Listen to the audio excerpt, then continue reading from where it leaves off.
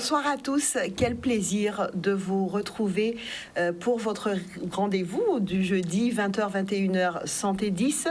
Après quelques mois d'absence, je voudrais dire merci à tous ceux et celles qui m'ont accompagné pendant cette petite période où la santé n'était pas au rendez-vous. Merci à vous, merci à la direction de Canal 10 de m'avoir accompagné durant ces quelques mois. Et puis, moi, j'aimerais vous souhaiter pour 2023 une très bonne santé. Je pense très sincèrement que c'est le plus important. Une fois que nous sommes en santé, eh bien le reste, nous faisons sans problème. Mais pour cela, il faut écouter son corps, n'est-ce pas? Nous allons parler ce soir d'une thématique qui intéresse nombreux d'entre vous.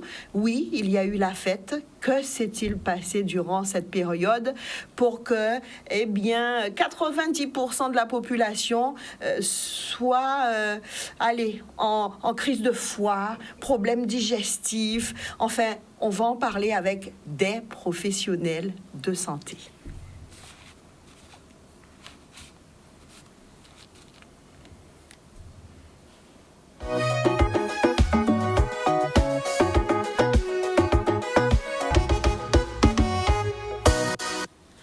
Le corps après les fêtes, nous en parlons ce soir dans votre émission Santé 10. Avec nous, Madame Zénon, diététicienne nutritionniste. Bonsoir. Bonsoir. Merci d'avoir accepté notre invitation. Vous allez nous dire tout à l'heure, mais qu'est-ce qui se passe durant ces périodes de fête pour que nous soyons ensuite un peu en détresse avec notre corps. Juste à côté de vous, Monsieur Lemoine, qui est un grand passionné. Déjà, je pense qu'il est nécessaire et important de dire que Monsieur Lemoine est un infirmier à la retraite, qui travaillait au CHU de la Guadeloupe et qui est surtout un grand passionné des plantes médicinales, des remèdes rasiers, comme on dit.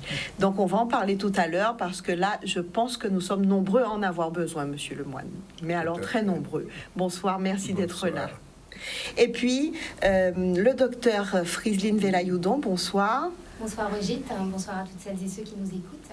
Endocrinologue, diabétologue. Ce soir, on va beaucoup parler avec notre diabétologue parce que on entend dans le discours de certains diabétiques, mais en pas comprendre, en pas manger sick, et pourtant sick la montée. Donc, on va expliquer tout à l'heure pourquoi et qu'est-ce qui s'est passé. Mais juste avant, je vais m'adresser à Madame Zénon. Qu'est-ce qui s'est passé? Qu'est-ce qui se passe à ce moment-là? Pourquoi on se met dans ces états-là? Qu'est-ce qui nous arrive? Qu'est-ce qui nous arrive? Qu'est-ce qui m'est arrivé? Je n'ai pas compris. Par moment, on le sait déjà. Parce qu'on sent qu'on est fatigué, qu'on est épuisé, ça ne va pas bien passer. Mais on a envie de faire la fête parce qu'on est en famille, on reçoit du monde et puis ça sent bon. Mais en fait, ce qui se passe, c'est qu'on va se laisser entraîner par la vague de la joie et nous allons manger trop en quantité, en longueur, c'est-à-dire en quantité veut dire que le volume alimentaire sera plus important que d'habitude, ou bien on va manger tout le long de la journée, en plus des aliments qui sont très grasses, ce sont les fêtes, très sucrés, en plus il y a ces aliments aussi, ce sont des aliments transformés, donc il y a pas mal d'additifs, il y a pas mal de produits d'additifs et aussi des aliments qu'on n'a pas l'habitude de manger. Donc tout cela va bousculer l'organisme et faire un gros stress. Et le tube digestif, n'ayant pas l'habitude de recevoir autant d'aliments, autant diversifiés, avec autant d'éléments qui vont perturber la digestion, donc la flore intestinale va se sentir bouleversée. Des aliments qui vont se mettre à traverser le sang et qui n'ont pas l'habitude d'être dans l'organisme. Et donc, l'organisme qui est très organisé va réagir en bloquant, en réagissant, pour provoquer des diarrhées, des vomissements. À quel moment, Madame Zénon, on se rend compte que les troubles arrivent? Ça dépend de la cause. Par exemple, si on a bu beaucoup d'alcool, donc c'est un élément, je ne dis pas que c'est un aliment, puisque ça sont... Le fait que l'organisme va se lutter contre en faisant de la détoxication. Donc, ce n'est pas un aliment. Donc, il a tendance à filtré partout. Donc, il va se retrouver dans tout l'organisme, dans tous les organes. Et assez rapidement, on va se sentir, en arrivant dans le cerveau, pas très à l'aise, où on a surtout des troubles du cerveau, hein, d'équilibre, des troubles de comportement. Et on sait tout de suite que, bon, ça ne s'est pas très bien passé. Mais si on continue, les troubles vont s'accentuer. Si c'est une intoxication, par exemple, alimentaire, les aliments n'étaient pas très frais, il y a eu un problème dans le maintien de température, par exemple, il va y avoir plus de microbes que d'habitude. Et bien à ce moment-là, 2 heures après, on va sentir ça ne fonctionne pas à l'intérieur. Ça peut être aussi trop de sucre. Donc, sur le moment, on ne va pas se rendre compte, mais on va se rendre compte que 2 jours après qu'on a pris du poids et peut-être qu'on a perdu le contrôle on se met à manger plus de pain, plus de sucre, plus d'aliments sucrés. Et là, on se rend compte que quelques temps après qu'on a perdu le contrôle de son appétit. Il y a aussi d'autres causes qui peuvent être le fait d'avoir beaucoup mangé au niveau de l'estomac. Donc, on va avoir des troubles du genre des contractions au niveau du digestif. Et du coup, on a le sentiment que le repas n'est pas passé. On dit que ça ne s'est pas bien passé, mais on l'aura très, très peu de temps, quelques temps après. Donc, c'est-à-dire le temps de la digestion va durer, au lieu de 4 heures de temps, ça va durer plusieurs jours. Donc, on va avoir du mal à vouloir recommencer à manger. En principe, après une période comme celle-ci, période de fête, de quoi se plaignent les gens le plus souvent? Des maux de tête, parce que là, on va avoir des déchets dans le corps qu'il va falloir éliminer pour libérer un petit peu les toxines qui sont montées au cerveau. Ils vont appeler ça crise de froid, mais en fait, ce n'est pas le froid, c'est le tube digestif et tous les organes du tube digestif qui sont perturbés. Ils vont se plaindre aussi de fatigue, n'arrivent pas à dormir, manque de sommeil. Ils seront peut-être irrités, et puis ils sont apathiques, quoi. Alors, on n'a pas le goût à la bouche, certaines personnes vont vomir, d'autres vont avoir de la diarrhée, d'autres vont avoir de la nausée. Non, pour les allergies, des mangeaisons, voilà, des urticaires, voilà. En fonction de la cause, de ce qui a déclenché le malaise, les signes vont être différents. On pourra avoir, dans certains cas, le docteur va en parler, des malaises. Voilà. On va revenir tout à l'heure, on est suivi en Facebook Live et on a Anaël qui nous demande si on pourrait expliquer un petit peu c'est quoi l'intoxication alimentaire. Mais Anaël, dans un court instant, on va revenir dessus avec Madame Zénon, puisque on va parler de l'intoxication alimentaire, mais on va parler aussi de l'allergie, on va parler de la crise de foie, pourquoi on vomit, pourquoi la diarrhée. Je sais que Madame Zénon a beaucoup à nous dire là-dessus, mais je vais me retourner vers le docteur Velayoudon. Je vous ai dit, notre diabétologue ce soir. Docteur Velayoudon, on entend beaucoup après cette période de fête, mais en pas manger sick, et pourtant sick la montée. Mais oui, parce que ça s'explique, ou pas manger sick, oui, mais ça s'explique autrement. Tout à fait. Alors déjà, le diabétique, par définition, le diabétique, c'est quelqu'un qui a un taux de sucre élevé dans son sang. Donc il a un traitement qu'il ne doit pas arrêter, qui est soit des comprimés, soit de l'insuline. C'est important de savoir que ce qui est sucré dans la bouche, c'est ce qu'on appelle les sucres simples, pour dire quelque chose de simple à comprendre. Tout ce qui est sucré dans la bouche va faire augmenter la glycémie, donc le taux de sucre des diabétiques. Mais il n'y a pas que les sucres sucrés dans la bouche. Il y a des sucres cachés. Madame Zénon en a parlé tout à l'heure. Il y a ce qu'on appelle les sucres complexes, qu'on retrouve dans les aliments transformés, qu'on retrouve aussi dans tout ce qui est gras, qu'on trouve aussi dans l'alcool, parce que l'alcool, c'est produit par fermentation.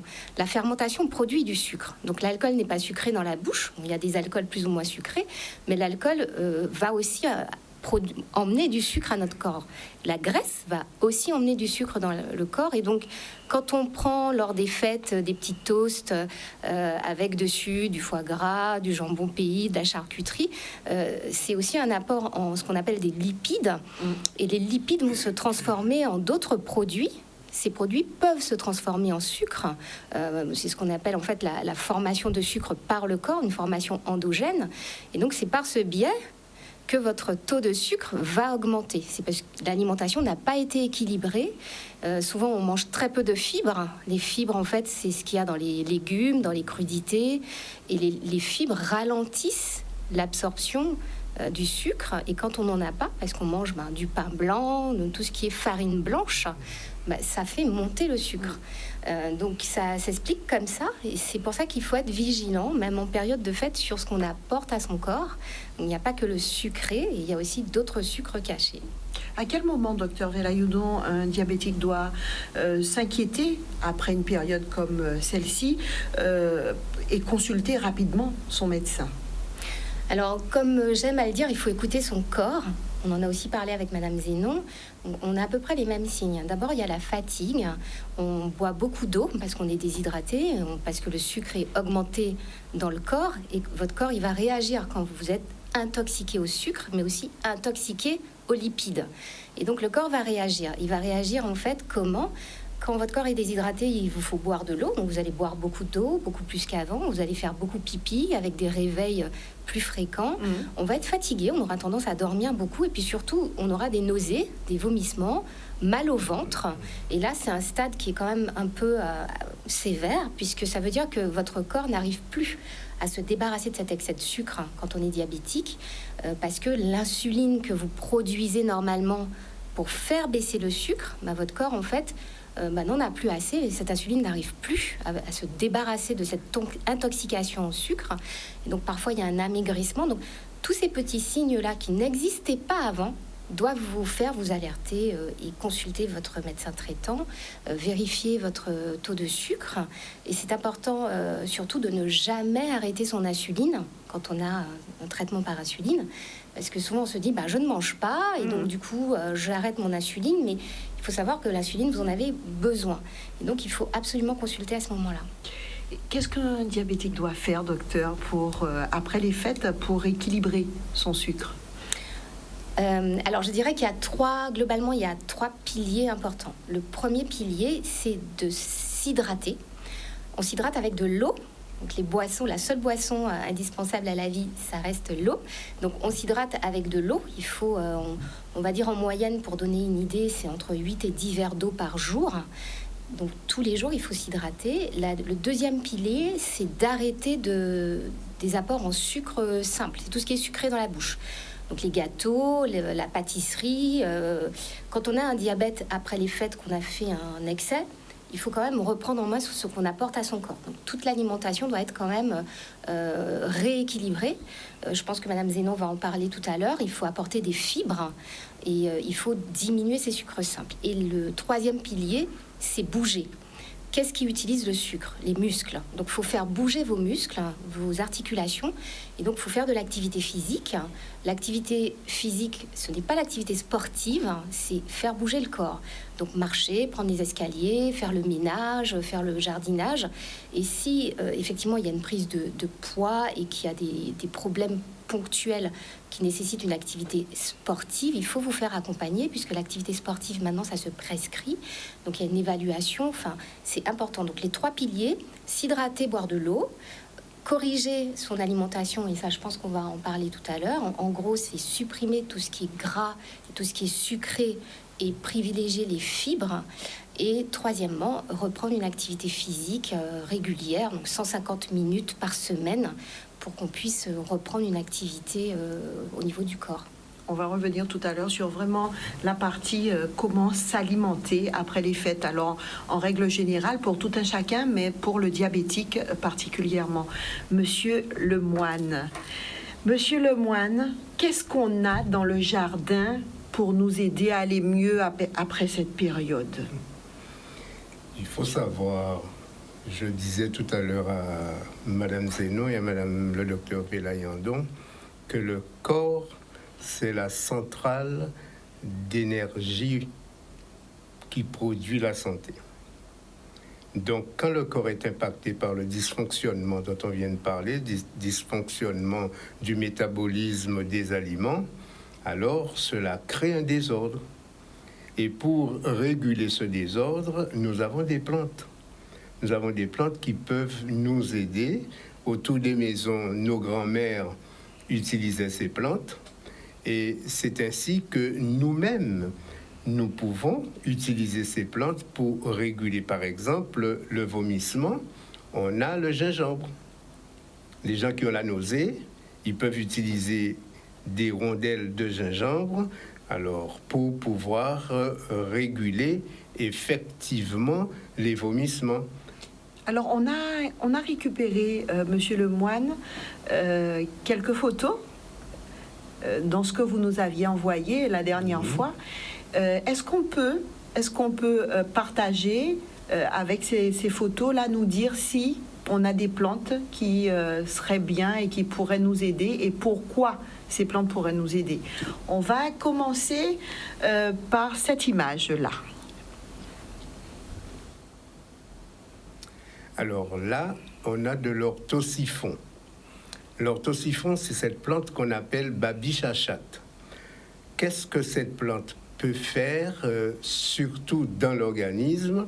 Eh bien, cette plante-là va aider à éliminer au niveau du corps, surtout au niveau rénal, va éliminer, vous savez, parce que ce qu'on a mangé, il y a trop de gras, il y a trop de sucre dans l'organisme et tout ça. Donc, les reins, par leur fonctionnement, alors puisque nous avons plusieurs émonctoires dans notre corps, ça va nous aider à éliminer les graisses, les sucres et surtout à faire pipi.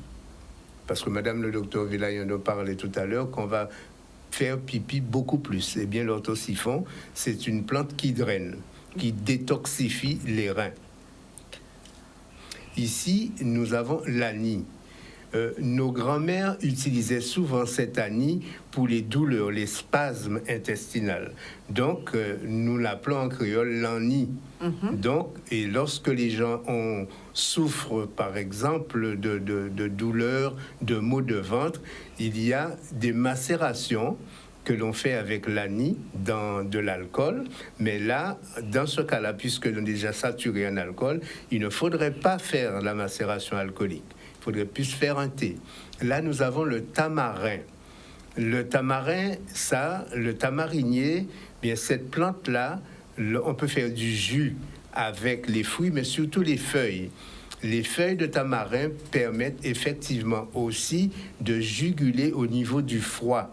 Parce que le foie il faut savoir, le docteur Villayon ne va pas me démentir, a 9 fonctions dans l'organisme. Et il y a une fonction qu'on appelle la fonction glycogénique. Eh bien, cette fonction glycogénique du foie peut être activée encore davantage, surtout chez les diabétiques, par le tamarin. Là, on a l'amandier. Les feuilles, vous voyez, les feuilles d'amande peuvent aider aussi dans ce sens pour des personnes, surtout lorsque l'on est dans cette situation. Madame Zénon parlait de l'odeur épigastrique. Elle parlait également aussi de faiblesse. Alors, on n'est pas traque. Eh bien, on a aussi une élévation de la tension artérielle avec les feuilles d'amandier. Cela peut nous aider. Ici, on a là ce que l'herbe puante, ce que nos grands-mères appellent zépiante. Eh bien, cette herbe puante, encore une fois, agit aussi sur l'intestin, sur la circulation et également sur le foie et aide à nettoyer et à détoxifier le foie.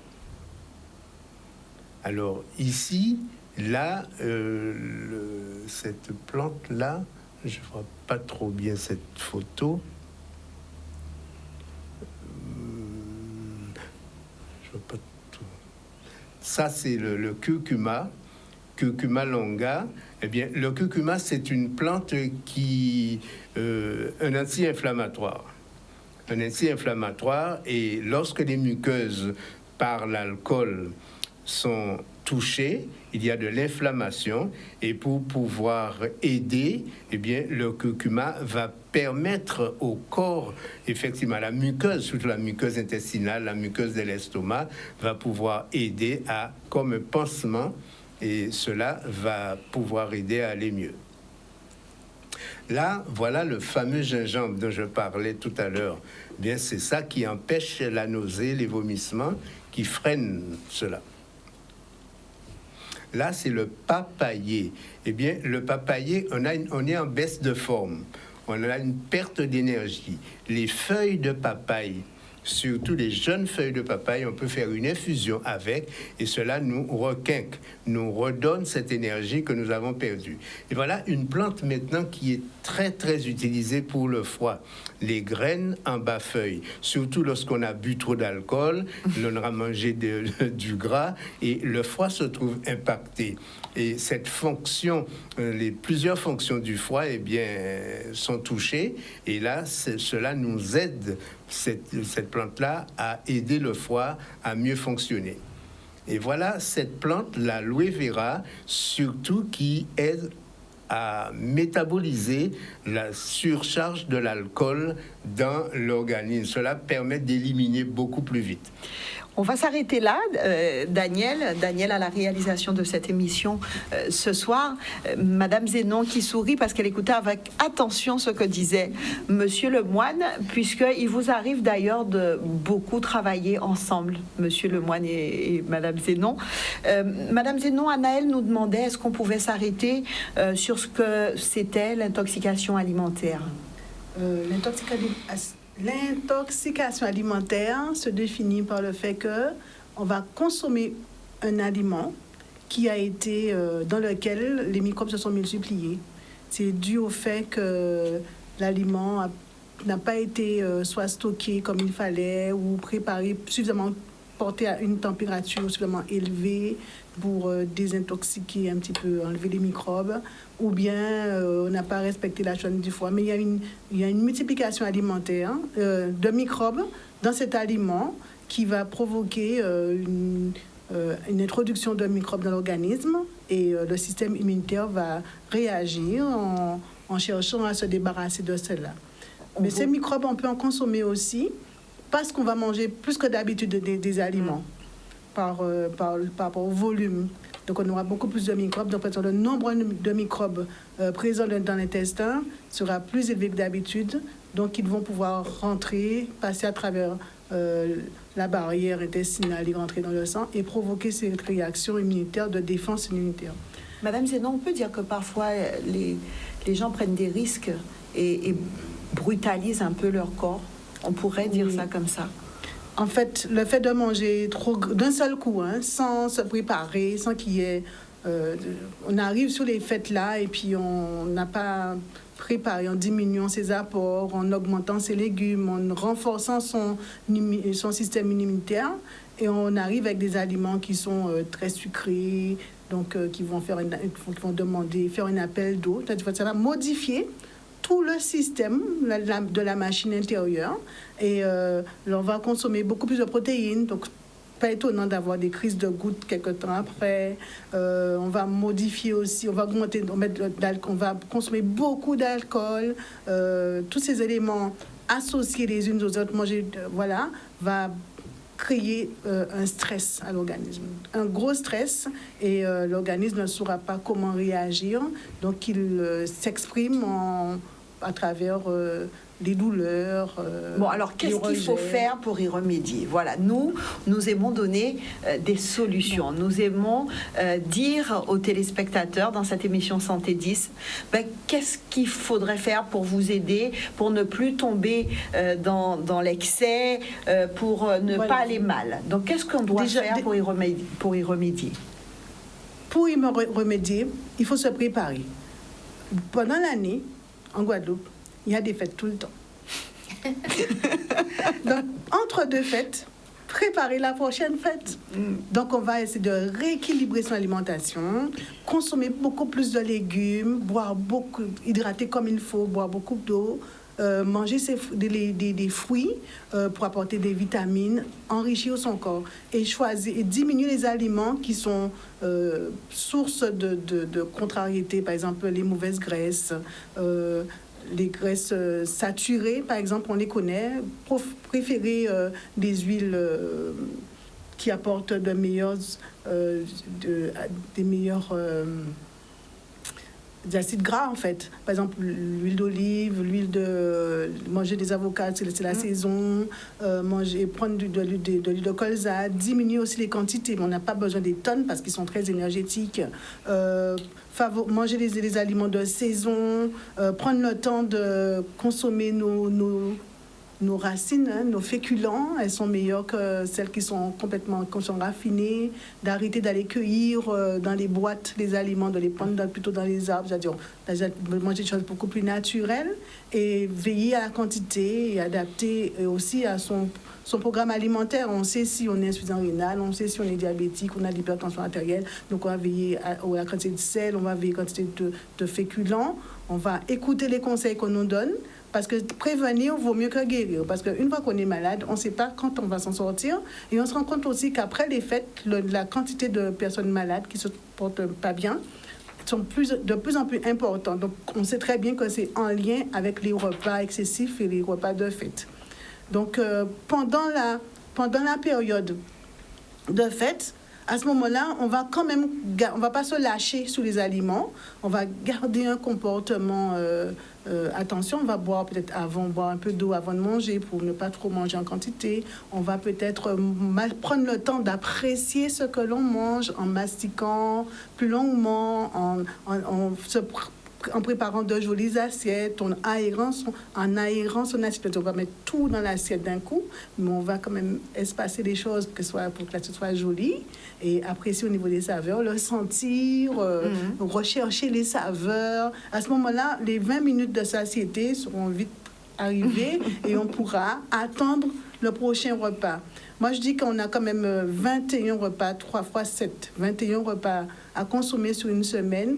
Pourquoi ne pas répartir sur peut-être plusieurs jours le plaisir de déguster tous ces plats, sachant qu'on a déjà un terrain fragile, d'aller vers le problème alors qu'on sait qu'après ça n'ira pas. On a le temps de consommer, le repas d'après est toujours là, donc on peut bien répartir au petit déjeuner, je prends cela, le déjeuner sera ça. Voilà. Docteur Velayoudon, est-ce que la personne diabétique qui n'a pas bien écouté les conseils durant la période de fête et qui maintenant se sent pas très bien, est-ce qu'on peut aussi lui donner des conseils pour mieux s'alimenter, pour équilibrer tout cela après?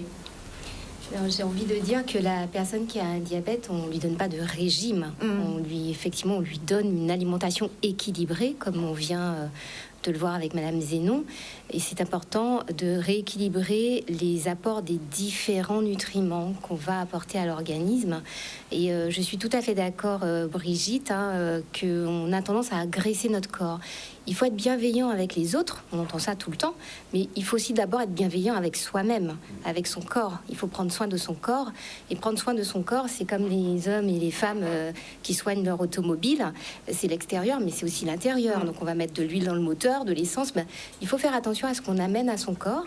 Donc on a parlé de la population générale, mais la personne qui se sait diabétique, en principe, c'est ce qui est mauvais pour son corps et donc doit consommer ce qui est mauvais pour son corps avec modération et faire attention.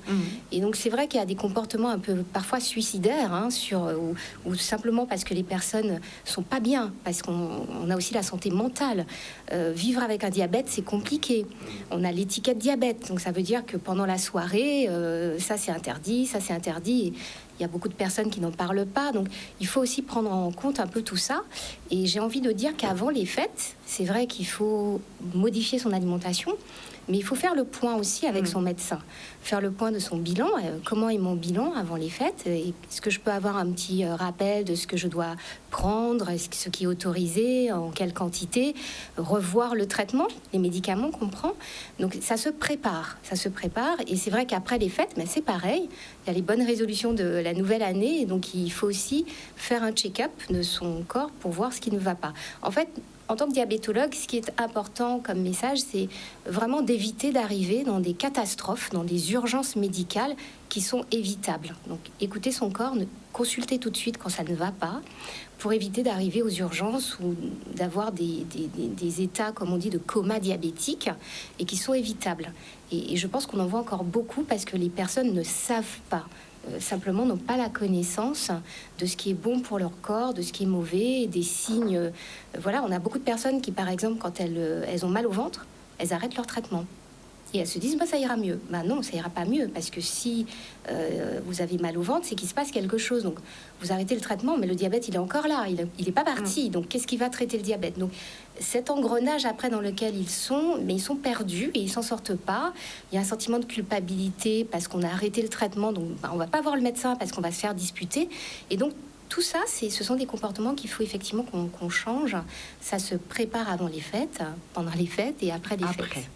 Je vous propose de marquer une courte pause et de revenir juste après avec quelques questions des téléspectateurs. Et nous voilà de retour pour ceux et celles qui prennent en cours l'émission. Et bien ce soir, Santé 10 parle du corps, mais après cette période de fête avec Madame Zénon, diététicienne nutritionniste, Monsieur Lemoine Michel, qui est un passionné de tout ce qui est plantes médicinales, de tout ce qui est remèdes rasiers, et puis qui est un retraité, un infirmier retraité du CHU de la Guadeloupe, et le docteur Friseline Velayoudon, diabétologue endocrinologue. Mais ce soir, on parle beaucoup avec notre diabétologue. On a quelques questions de nos téléspectateurs. On a Bénédicte de Desvarieux Saint-François qui nous demande c'est quoi exactement la flore intestinale, qu'est-ce qui la détruit et comment la refaire. Docteur, Madame Zénon, Monsieur Lemoine, qui voudrait Je vais expliquer c'est quoi la flore et le reste du... Donc, à l'intérieur de nos intestins vivent des microbes qui vivent avec nous en symbiose, qui nous apportent des vitamines, qui alertent des agressions microbiennes et qui sont là aussi pour transformer, ils vont digérer nos fibres alimentaires pour mettre une vie, une protection à l'intérieur de notre digestif. Donc, ils sont là pour la bonne santé de notre digestif. Et il arrive qu'à certains moments, lorsqu'on va manger déséquilibré, on va consommer des aliments qui sont toxiques, des aliments qui sont... Lorsqu'on va manger déséquilibré, l'alimentation n'est pas équilibrée, la flore va être remplacée par une autre, une mauvaise. On va le savoir parce qu'on va avoir des gaz, des volumes de gaz, mais aussi on va avoir des gaz qui sentent, c'est-à-dire qu'il y a de la putréfaction, c'est-à-dire les protéines vont être digérées. Et lors d'une bonne digestion, les aliments, les glucides simples, les glucides complexes, par exemple les féculents et les sucres ne doivent pas arriver au niveau de l'intestin grêle. Ben là, à ce moment-là, ils vont arriver au niveau de l'intestin, le gros intestin. Va arriver des aliments, les éléments de l'aliment qui ne devraient jamais arriver, et ils vont arriver à ce niveau-là, et le microbiote, les microbes vont digérer ces éléments et non les fibres. Et à ce moment-là, on va avoir une réaction chimique qui est complètement différente. Et le bon microbiote va être remplacé par une mauvaise. Et là, on va avoir des troubles. Alors, je sais que ce n'est pas vraiment le sujet de ce soir, docteur, mais pour quand même satisfaire notre téléspectatrice, est-ce qu'on pourrait lui dire, elle nous demandait qu'est-ce qu'il fallait faire pour... Oui. Voilà. Alors, Madame Zénon a très bien expliqué avec des mots simples ce qui est la flore intestinale. Et c'est vrai que quand elle est déséquilibrée, parce qu'elle a été agressée, c'est ce qu'on appelle le microbiote intestinal. Donc, la flore intestinale, elle est propre à chaque individu. Elle dépend du système immunitaire. Et quand cette flore intestinale est agressée, il se crée de l'inflammation. Et c'est l'inflammation qui donne des signes cliniques, qui rend malade.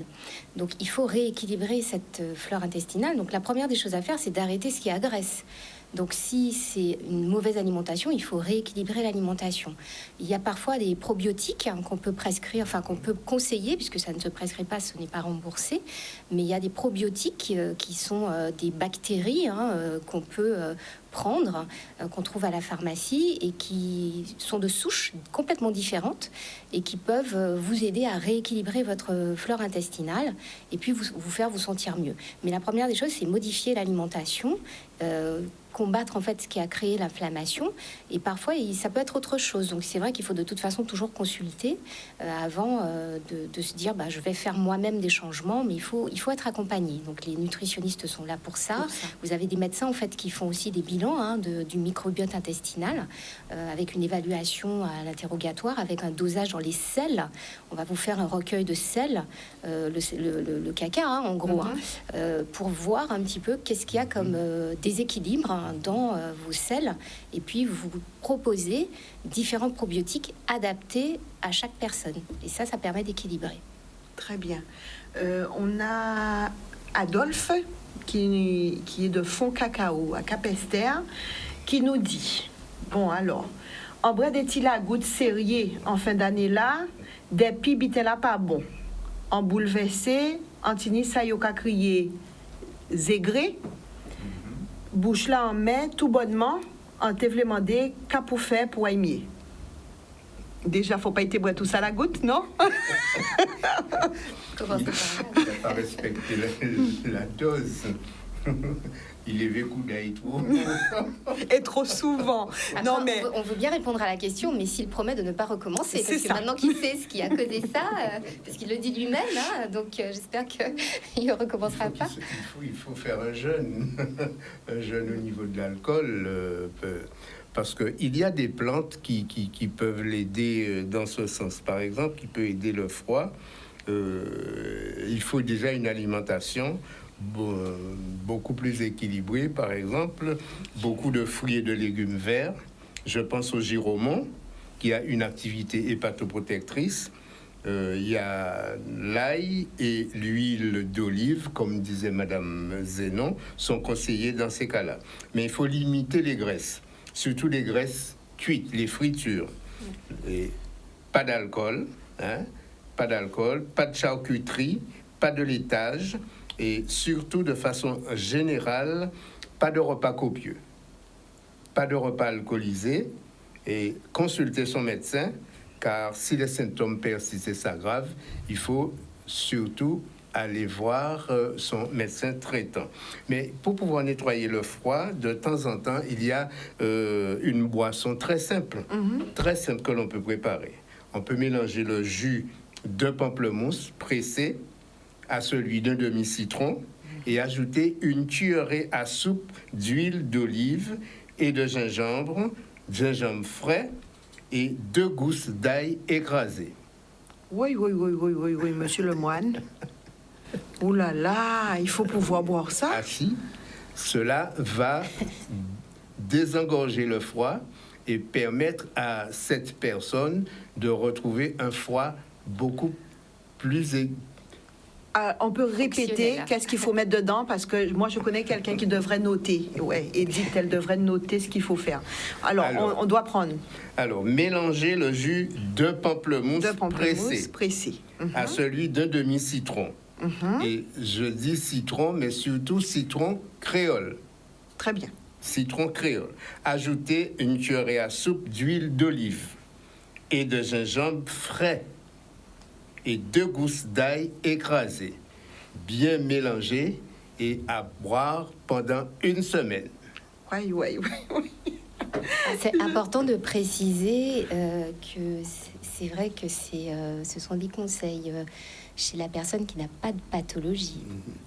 C'est très important de le souligner. D'hypertension artérielle, de maladies chroniques et de maladies connues, donc qui est en bonne santé.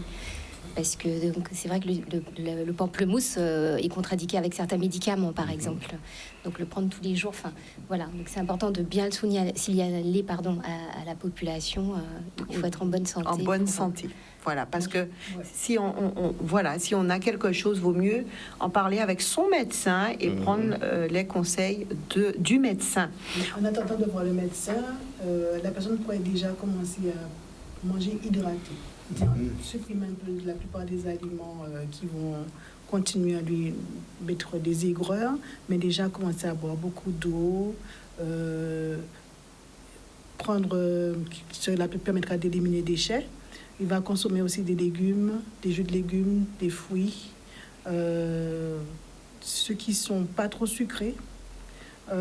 Et cela aussi leur permettra d'avoir un apport en vitamines, un apport aussi de quelques glucides pour tenir et surtout se reposer. Alors, on a Germain qui précise, si je suis hors sujet, veuillez m'en excuser, mais j'aimerais profiter de la présence de Monsieur le Moine pour savoir qu'est-ce que je pourrais faire.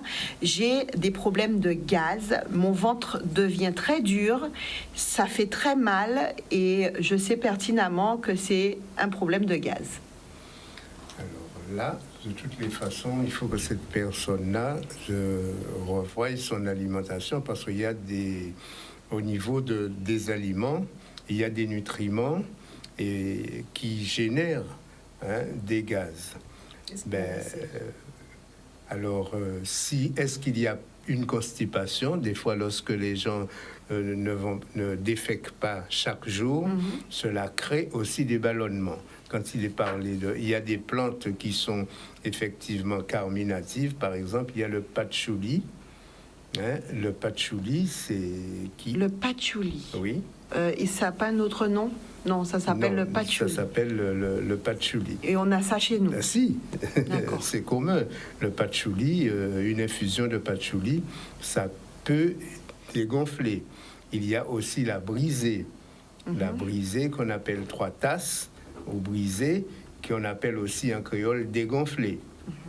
Ça peut aussi aider à évacuer les gaz. Bon, il y a aussi la bardane. La bardane, c'est ce qu'on appelle l'anis étoilé. L'anis étoilé, alors c'est une plante qui aide aussi à évacuer les gaz. Mais si cette personne a fait des gaz vraiment régulièrement comme ça et gonflé comme il a dit, alors pour le dégonfler, il faudrait qu'il consulte.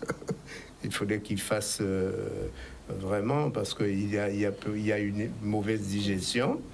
Il y a une mauvaise digestion des nutriments. Ça peut être les sucres, ça peut être les graisses, ça peut être aussi d'autres choses.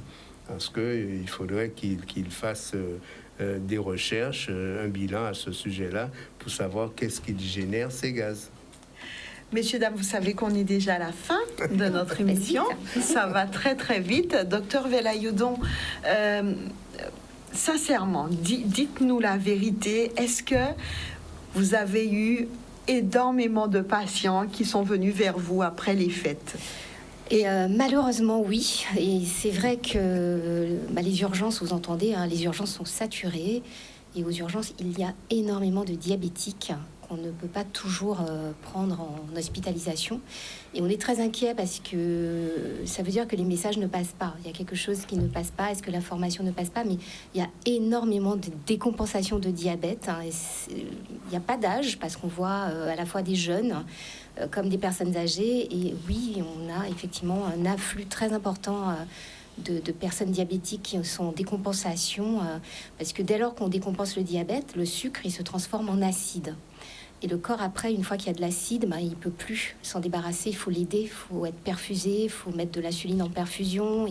Et donc, forcément, on a besoin d'être hospitalisé. Donc, malheureusement, oui, on constate une augmentation des personnes en déséquilibre de leur diabète après les fêtes. Pour finir cette émission, qu'aimeriez-vous dire aux téléspectateurs de Canal 10 ? Un peu comme chaque année, je vais reprendre mon slogan favori, soyez acteurs de votre santé et faites tout ce qu'il faut pour rester en bonne santé. Parce que personne ne le fera pour vous. Donc c'est un petit peu ce que je dis depuis plusieurs années. Il faut arrêter d'être passif. Il faut ouvrir les bilans, regarder vos bilans, regarder vos résultats, écouter votre corps, prendre soin de vous. Et ça éviterait bien des tracas à toute la famille, hein, et des dégâts. Donc soyez un peu plus acteurs du maintien de votre bonne santé, voilà, pour 2023. Merci, docteur Velayoudon, d'avoir répondu une fois de plus à notre invitation. Monsieur Lemoine, un petit mot de la fin. Je dirais que la santé, c'est une source active, naturelle, dans le temps qui est le nôtre, dans le temps que nous vivons, le temps que nous employons chaque jour. Et le E maintenant, c'est le temps à venir. Donc, si nous voulons entrer dans le temps à venir, il nous faut profiter du temps présent en prenant soin de notre santé par une alimentation saine et équilibrée. Madame Zénon? Moi, je dirais que ce n'est pas la peine de vous culpabiliser, c'est déjà fait, mais on peut préparer la prochaine période de fête.